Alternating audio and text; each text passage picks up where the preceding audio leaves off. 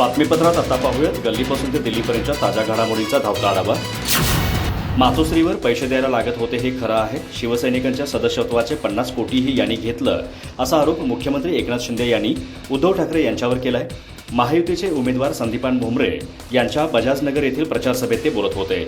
देशात जातीपातीचं वीज कालवणारी, गरिबांना गरीब ठेवणारी काँग्रेस मतांसाठी संविधान धोक्यात असल्याची अफवा पसरवत असल्याचं शिंदे म्हणाले।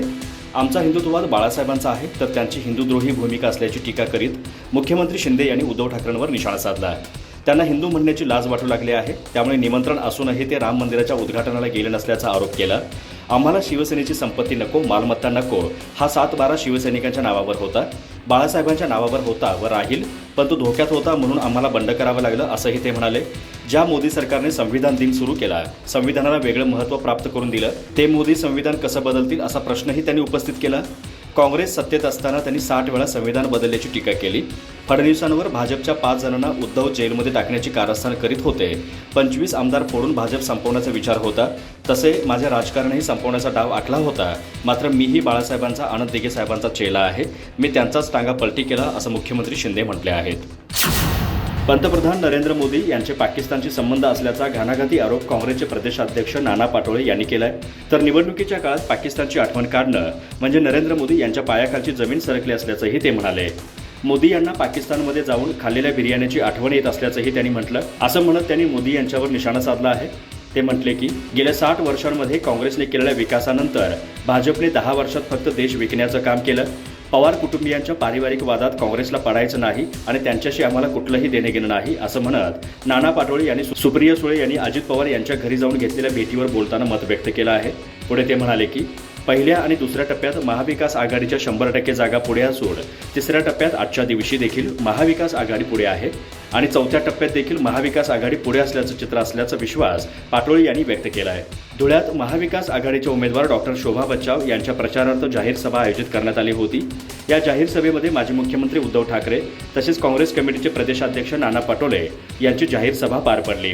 या जाहीर सभेनंतर उद्धव ठाकरे यांनी मोदींचा चांगला समाचार घेतला, तसेच नाना पाटोळेंनी देखील भाजप आणि नरेंद्र मोदींवर जोरदार टीका केली।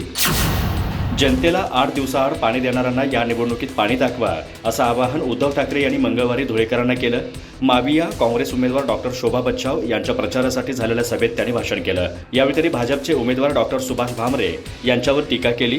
त्यांनी पंतप्रधान मोदी, भाजप, मुख्यमंत्री एकनाथ शिंदे यांच्यासह स्थानिक पातळीवरील मुद्द्यांवर भाष्य केलं। खासदार महायुतीचे उमेदवार डॉक्टर सुभाष भामरे यांच्याविषयी ते म्हणाले की डॉक्टर भामरे पूर्वी आमच्याकडे होते, त्यामुळे एका अर्थाने तेही गद्दारच आहेत। केंद्रात मंत्रिपद मिळूनही त्यांनी धुळ्यासाठी काहीच केलं नाही, धुळ्याची धुळदाण केली।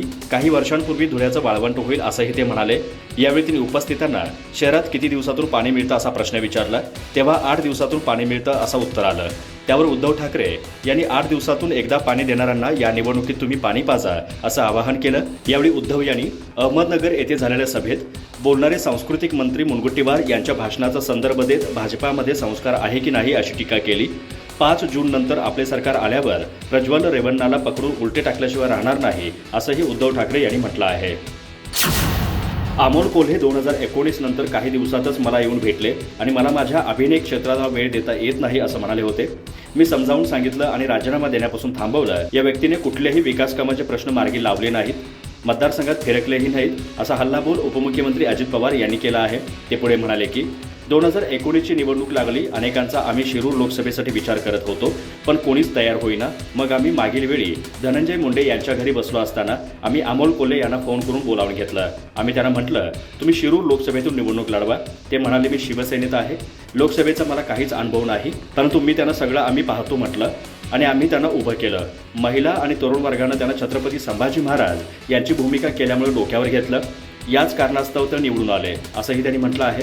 ते म्हणाले की कामाचा माणूस आहे, एक घाव 2 तुकडे करणारा व्यक्ती आहे, सत्तेतून प्रश्न मार्गी लागतात म्हणून आम्ही सरकारमध्ये गेलो आहोत। आपल्यासाठी कामाची असणारी व्यक्ती म्हणजे आढळराव पाटील आहेत, त्यांना विजयी करा, थेऊर कारखाना सुरू करणे, उपबाजार, ट्रॅफिक, सर्व प्रश्न आपण मार्गी लावू असंही अजितदादांनी म्हटलं आहे।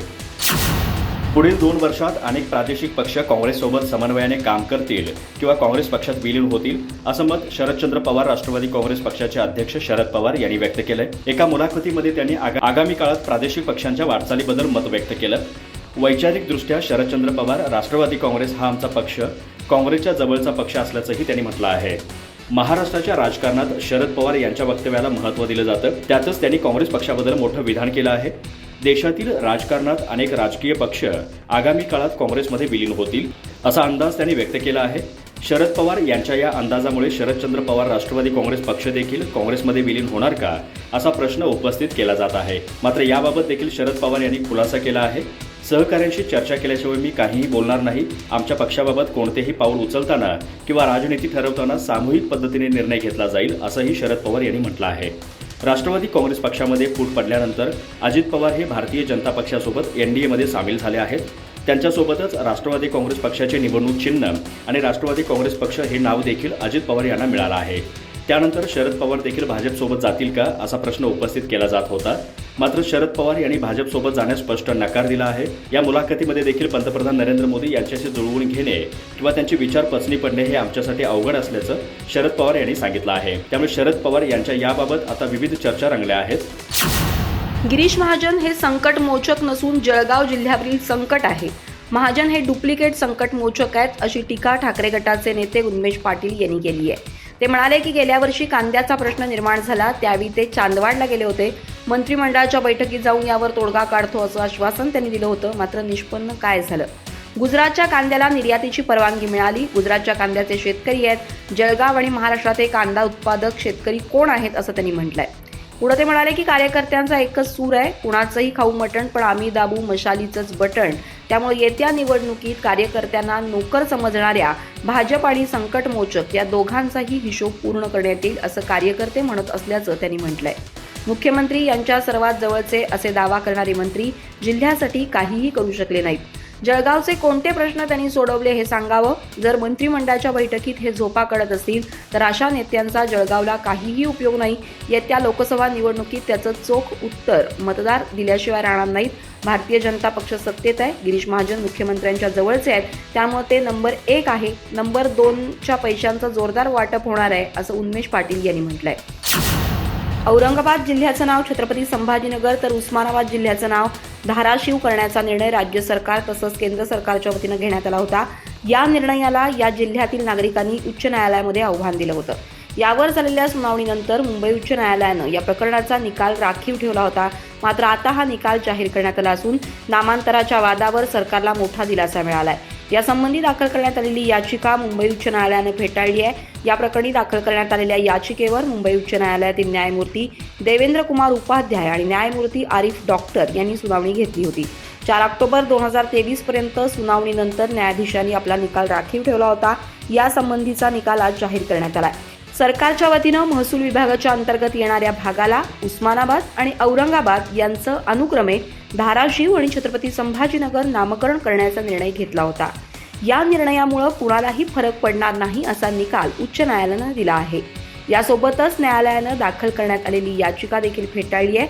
मात्र ही याचिका फेटाळताना न्यायालयानं कोणताही आर्थिक दंड लावणार नसल्याचं देखील स्पष्ट केलं आहे. औरंगाबाद जिल्ह्याचं नाव छत्रपती संभाजीनगर जिल्हा करण्याची मागणी गेल्या अनेक दिवसांपासून करण्यात येत होती.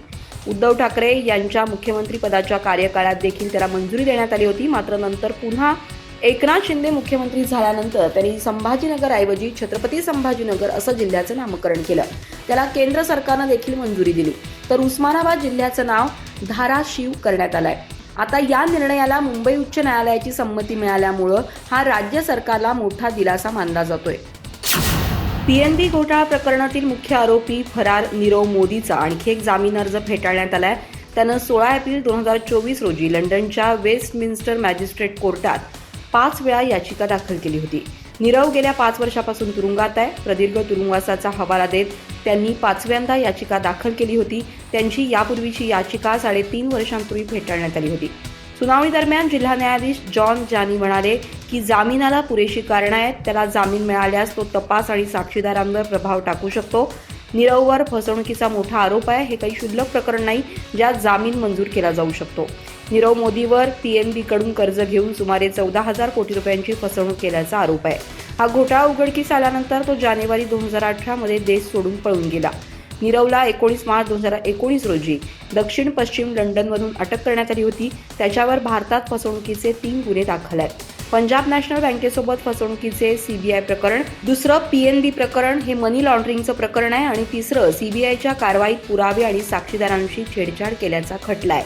ईडी सीबीआयनेही नीरवच्या जामिनावर आपली भूमिका मांडली. दोन्ही एजन्सीचे संयुक्त पथक लंडनमधील वेस्टमिन्स्टर न्यायालयात पोहोचले होते. अधिकाऱ्यांनी जामिनाला विरोध केला होता.